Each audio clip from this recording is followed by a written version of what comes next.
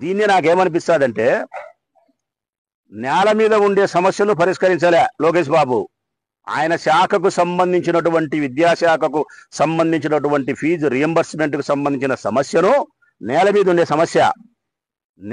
ఉండే సమస్యను పరిష్కరించలేని ఈ పెదమోగోడు గాలిలో తిరిగే విమానాల యొక్క సమస్యను పరిష్కరిస్తాడంట.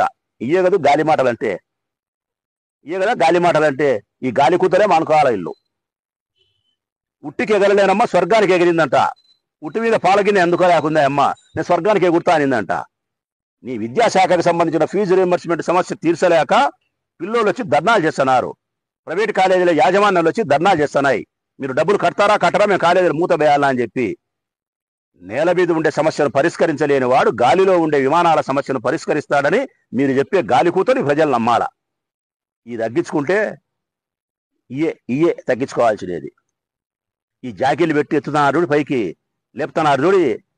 ఎన్ని జాకీలు పెట్టి లేపినా కానీ లోకేష్ బాబు పరిస్థితి అంతేరా నాయన స్వామి అని చెప్తున్నాం మేము.